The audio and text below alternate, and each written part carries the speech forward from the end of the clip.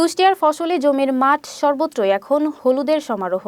আর এই হলুদের বুকে মৌচাষিরা ব্যস্ত মৌমাছি দিয়ে সরিষার ফুল থেকে মধু সংগ্রহের কাজে। হলুদের বুকে মধু চাষ করে এখানকার অনেকেই হয়েছে স্বাবলম্বী, স্বপ্ন দেখাচ্ছেন অন্যদের। শাহিন ইসলাম ও সুহান হোসেন সম্রাট নামের দুজন সফল মৌচাষির কথা জানাচ্ছেন আমাদের কুষ্টিয়া প্রতিনিধি শামীম হাসান খান। কেউ খাঁটি মধুর পারিবারিক চাহিদা, আবার কেউ বা শখের বশে শুরু করলেও আজ তারা সফল উদ্যোক্তা, সফল মধু চাষী। কুষ্টিয়ার বিভিন্ন উপজেলায় সরিষা ক্ষেতের পাশে শত শত বাক্স বসিয়ে করছেন মধু চাষ। প্রতি মৌসুমে বাক্সে 1 মনেরও বেশি উৎপাদন হয় এই মধু।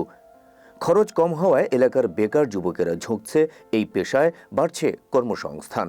ভেজাল মুক্ত হওয়ায় এসব মধু দেশের চাহিদা মিটিয়ে রপ্তানি হচ্ছে বিদেশেও। আমি মৌমাছি শৌখিনভাবে 2003 সাল থেকে শুরু করছি। 2016 সাল পর্যন্ত শৌখিনভাবে পুষতাম আর কি। আমাদের দেশে যে সেরেনাগুলো আছে, অ্যাপিস সেরেনা, এইগুলো পুষতাম। আর পরবর্তী 16 সাল পরের থেকে আপনার মিলিফেরা দিয়ে শুরু করছি, 2টা বক্স দিয়ে শুরু করছি। এখন আমার বক্স 72টা মতো, 73টা মতো। প্রতি বছরে আমার এই কয়টা বক্সের ভিতরে 3 লক্ষ টাকা আয় করা সম্ভব আর কি। আসলে আমার যেহেতু এই খামার 3টা, এখানে আছে যেমন 55-50টা বক্স, আরও 2 জায়গায় এরকম আছে। তো এটা আসলে মান্থলি ইনকাম না, প্রতি মাসের হিসাব এটা দেওয়া ইম্পসিবল। এটা বাৎসরিক হিসাব করতে হয়। তো আমরা একটা বক্স থেকে, যেমন এরকম একটা বক্স থেকে প্রতি বছর বা প্রতি বছরে 6 মাসের আমরা 1 মণ থেকে 1.5 মণ পর্যন্ত মধু পেয়ে থাকি। বক্স কোনোটায় বেশি হয়, কোনোটায় কম হয়, এরকম। দিনব্যাপী মৌমাছিরা যেমন মধু সংগ্রহ করে, আবার বিভিন্ন ফুলে ফুলে ঘুরে বেড়াতে গিয়ে পুরো জমির পরাগায়নেও সহায়তা করে। এ মৌসুমে মৌয়ালরা পোষা মৌমাছি দিয়ে প্রচুর মধু উৎপাদন করে যেমন লাভবান হচ্ছেন, ঠিক তেমনি মৌমাছির ব্যাপক পরাগায়নে সরিষার বাম্পার ফলন হওয়ার সম্ভাবনায় চাষিরাও বাড়তি আয়ের আশা করছেন। মধু চাষে যে মাছি,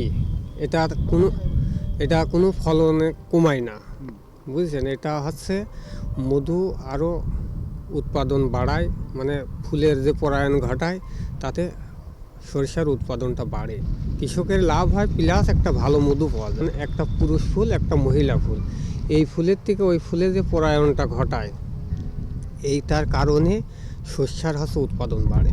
পরাগায়ন যদি না ঘটায় তা আপনার ওই বীজটা হয় না। মধু সংগ্রহ করে মৌমাছিরা ফিরে যাচ্ছে মৌয়ালের বাক্সে, সেখানে সংগৃহীত মধু জমা করে আবার ফিরে যাচ্ছে সরিষার ক্ষেতে। এসব মধু ক্রয়ের জন্য দূর দূরান্ত থেকে এসেছেন অনেকে। এখানকার মধু পুরোটাই খাঁটি বলে জানান এসব ক্রেতারা। তো পথে যাইতে দেখছি যে সুন্দর একটা মধুর খামার এখানে খামারিরা করছে। তো এটা আমার একটা কৌতূহল জাগলো যে ওনাদের সাথে একটু কথা বলি। তো কথা বলার পরে দেখলাম যে না, ওনারা আসলে বেশ বাণিজ্যিকভাবে ওনারা এখানে মধু লালন পালন করে, এবং এখানকার মধুগুলো দেখলাম যে আসলে খুবই সুন্দর, খুব টাটকা মধু। এখানকার মধুটা অরিজিনালি 100%, 100% নিরাপদ। কারণ অন্য জায়গার মধুতে আপনার যখন চিপা হয় তখন মোম ওই মধুর সাথে চলে যায়। আর এখানে যেভাবে আমি নিজে সরজমিনে দেখলাম ঘুরাচ্ছে, এখানে শুধু মধুটাই বের হয়, আর মোমটা কিন্তু ঢালের সাথে থেকে যায়। এই জন্য অনেকের ধারণা নেই এই মধুটাই হচ্ছে অরিজিনাল মধু। 100% পিওর অবশ্যই, কারণ এর আগেও আমি কিনছি। এখানে অনেক দিন যাবৎ চিনি আসেন, আমরা ওনার কাছ থেকে মধু কিনি, আর মনে হয় যে আমাদের কাছে যে এটা 100% পিওর মধু। স্থানীয় মৌচাষীদের মৌচাষে উদ্বুদ্ধ করতে নানাভাবে সহায়তার কথা জানালেন কৃষি কর্মকর্তা কৃষিবিদ শাহিন ইসলাম। মধু চাষের ক্ষেত্রে উদ্বুদ্ধ বলতে হচ্ছে যে আমাদের একটা প্রকল্প আছে, তেলের ফসল উৎপাদন বৃদ্ধি প্রকল্প। সেই প্রকল্প থেকে কিছু মৌ বক্স আমরা কৃষকদেরকে সরবরাহ করি, এবং সেটার মাধ্যমে তাদেরকে মৌচাষ হিসেবে তৈরি করা হয় আর কি।